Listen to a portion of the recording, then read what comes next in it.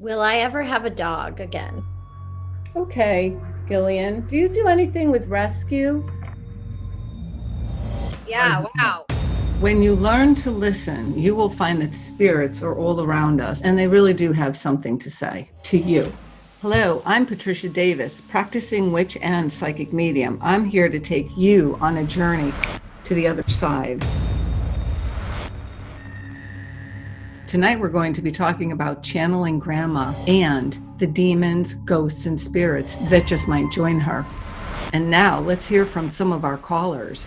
Hello, caller. Can you tell me your name and where are you calling in from? I'm Melissa and I'm calling from Brooklyn, New York. Hi, Melissa. Welcome to our show. Anything going bump in the night in your life? I have a story that has stuck with me. So I was a baker at this bakery. I remember one morning I was alone, putting things in the oven, making frostings, getting the pastry display case ready, running around. There's a lot going on. And I was getting something out of the freezer, had the tray in the freezer, and I looked over and I just immediately jumped, freaked out. I just saw this woman with a lot of hairsprayed, blonde, curly hair and a long white apron.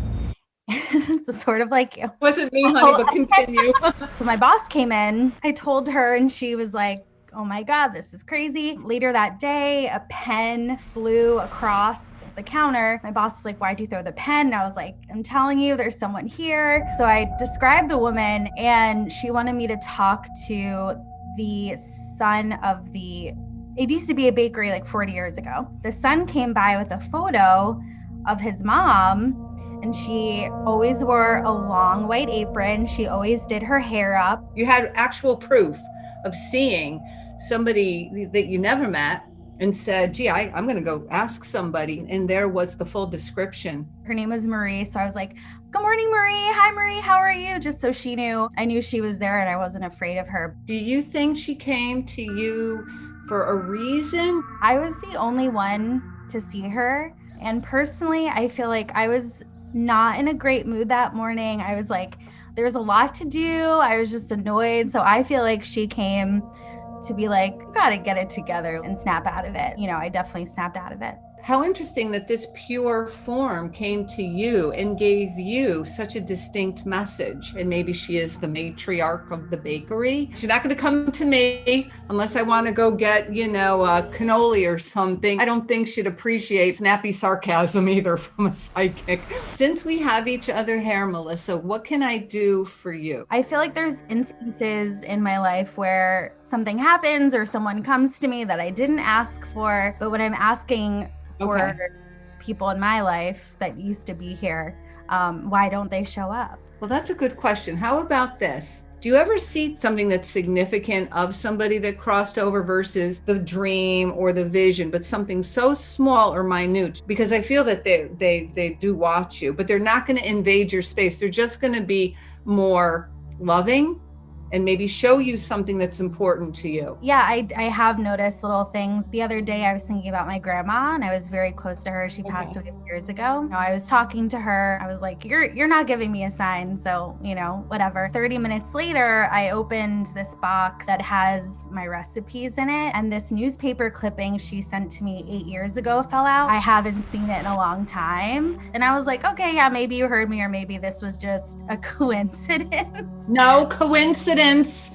No. That tiny nugget is like a billboard. The little pushy, annoying spirits, they're like pretty gutsy and bold. Like Maria was there, I'm going to show myself to you. This is what I'm going to do. Like maybe me first, where your grandmother, that's not her style. They almost feel so small where I'm like, that's not really a sign. Like I wish it were more. Yes, to see an apparition or something like that is great, but I don't feel that's the way your grandma wanted to come through. What was the biggest thing in her heart, whether it was through her cooking or her recipes or something she wanted to share, like a little tiny gift, better than something coming to you wrapped in a jewelry box?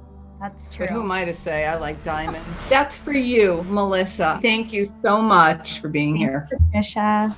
I would love to welcome Gillian Jacobs and John Gallagher Jr. They are starring in a horror flick, Come Play. Oh my God. Last night I watched Come Play. Outstanding. Gillian and John, thank you so much for coming to the show. I know I have the 2-for-1 special here, so I wanted to kind of kick in, if you don't mind. Come play. We play a married couple. We have a young son, and then there is a mysterious creature that sort of lives in the world of devices, phones, tablets, iPad, that's trying to come into the world, and we are trying to protect our son from the monster. This is going to rock it right out of the park. Quick question though. Things are snapping, crackling, and a-popping. Did anything like that happen on set? John? There has been talk in the past of horror movies, somehow getting cursed on set because there's some spirit that doesn't want you to be making it. There was some snap, crackle, and probably at craft services. There was some cereal. Mercifully, we didn't have any real life scares. The funny thing making a horror movie is that I think they so rarely, from my experience, are scary experiences to make them. They're actually labors of love. Love your take. A labor of love. Gillian, how about you? Anything supernatural outside of Come Play? My family went to Lilydale, the community of mediums and spiritualists and psychics, and you could go to any home and get a reading, and that was an amazing experience. Did you get a reading? I did. Sadly, it has not come true. She said she saw me canoeing with a Sunday school class. It could still happen. As long as it's not sleepaway camp, you're good. Let's stir up the pot. Where's that cauldron of mine? I know it's here somewhere because I do a little bit with readings, a little bit of magic. Any questions for me? Will I ever have a dog again? I would love to introduce you to mine. Fabulous question. Okay, this is kind of fun because even though I'm using the cards, I'll see something. Okay, Gillian, do you do anything with rescue? Yeah, wow. My previous dog was a rescue dog. Ooh, this card is known as the Hierophant. Whoa. He's a high end. It's a major arcana. You're being guided. I feel that you have a link and a connection. So in answer to your question, yes. More than likely a rescue that's better behaved than mine. Well, John and I work together again. Oh, already then. Oh, ooh. Curious question. Do you feel like there was a reason to connect on this movie, Come Play? Really, my favorite thing about the job, about acting, is working with people whose work I admire. And, I had long been an admirer of her work. And then to show up on set and find a very lovely and professional and fantastically talented person, that's the dream. Yay, we have a winner. Because out of my one-hit wonder, what are the odds out of 78 cards, I picked this card. The Lover's card. Wow. Whoa. For you isn't about waltzing anybody off to the altar. My professional side would say collaborative effort. But I feel that there's a little bit more going on. Two very different, unique characters, putting it in, stirring it up, and making your own magic. So I hope I made sense. Absolutely. In answer to your question, yes. Yay! All right. It was good for you. It was good for me. Thank you so much, Gillian and John. Thank you for having us. Before we hang up our brooms, you already know about the blood-sucking vampires, but let's talk now about the psychic vampire. A psychic vampire is the human succubus that just wants to drain the life out of you. They're taking every ounce of energy that you may have, be it through incessant yapping or whatever docudrama is going on in their life.